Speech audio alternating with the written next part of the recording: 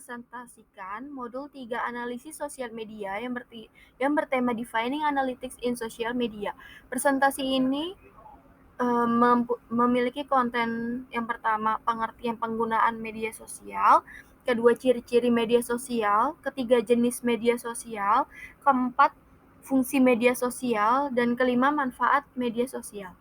Yang pertama, ada pengertian penggunaan media sosial. Apa sih penggunaan media sosial itu?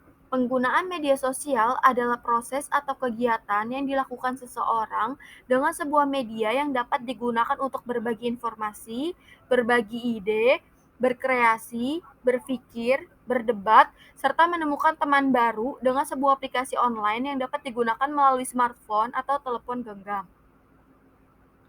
Selanjutnya, ada ciri-ciri media sosial. Yang pertama itu, konten yang disampaikan dibagikan kepada banyak orang dan tidak terbatas pada satu orang tertentu.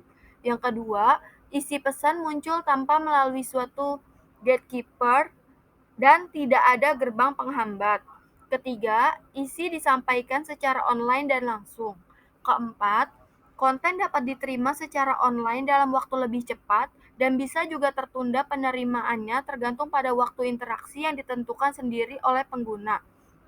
Yang kelima, media sosial menjadikan penggunaannya sebagai kreator dan aktor yang memungkinkan dirinya untuk beraktualisasi diri.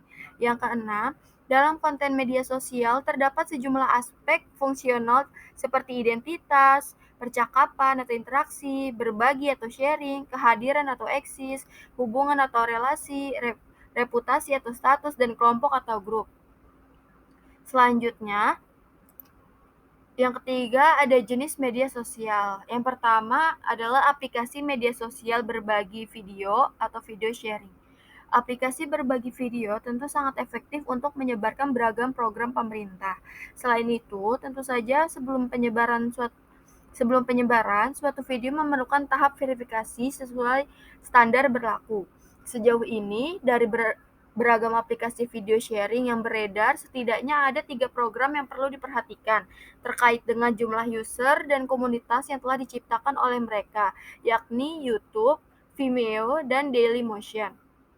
Yang kedua, ada aplikasi media sosial microblog, yaitu aplikasi microblog tergolong yang paling gampang digunakan di antara program-program media sosial lainnya.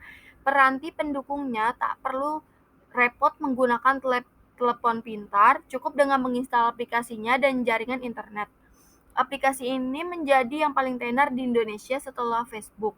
Ada 2 aplikasi yang cukup menonjol dalam masyarakat Indonesia, yakni Twitter dan Tumblr. Yang ketiga, ada aplikasi media sosial berbagi jaringan sosial. Setidaknya ada 3 aplikasi berbagi jaringan sosial yang menonjol dan banyak penggunanya di Indonesia, khususnya untuk tipe ini, yakni Facebook, Google+, serta Pet.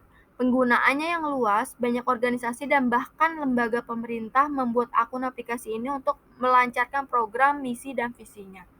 Yang keempat, ada aplikasi berbagi jaringan profesional.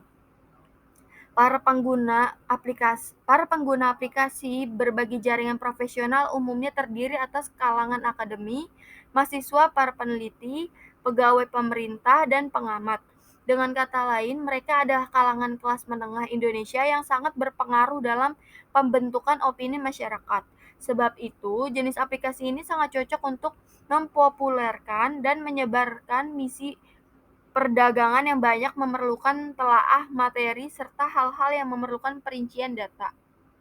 Yang kelima, ada aplikasi berbagi foto. Penyebaran program pemerintah efektif dilakukan lewat aplikasi ini.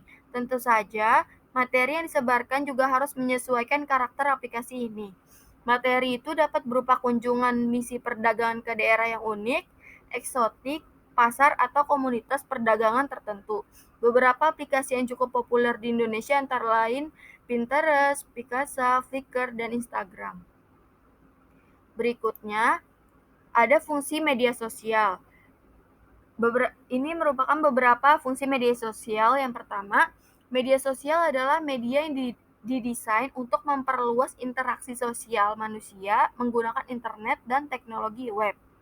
Yang kedua, Media sosial berhasil mentransformasi praktik komunikasi searah media siaran dari satu institusi media ke banyak audiens atau one to many, menjadi praktik komunikasi dialog antar banyak audiens atau many to many. Yang ketiga, ada media sosial pendukung demokratisasi pengetahuan dan informasi, mentransformasi manusia dari pengguna isi pesan menjadi pembuat pesan itu sendiri. Yang kelima, ada manfaat media sosial. Yang pertama itu sarana belajar, mendengarkan, dan menyampaikan. Konten-konten di dalam media sosial berasal dari berbagai belahan dunia dengan beragam latar belakang budaya, sosial, ekonomi, keyakinan, tradisi, dan tendensi. Oleh karena itu, benar jika dalam arti positif, media sosial adalah sebuah ensiklopedia global yang tumbuh dengan cepat.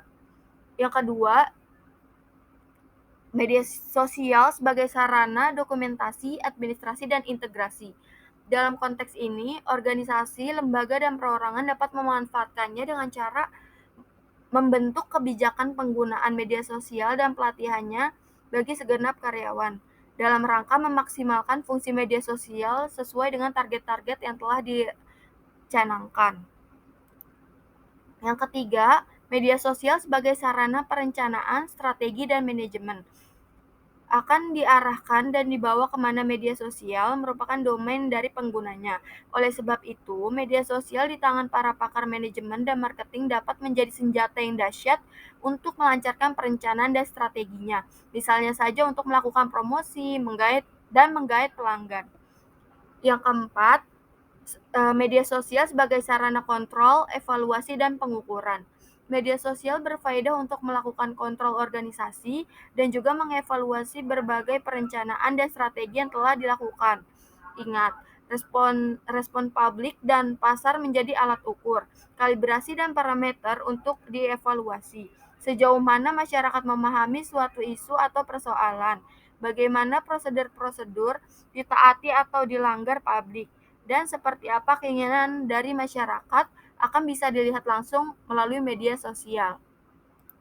Sekian presentasi dari saya, terima kasih.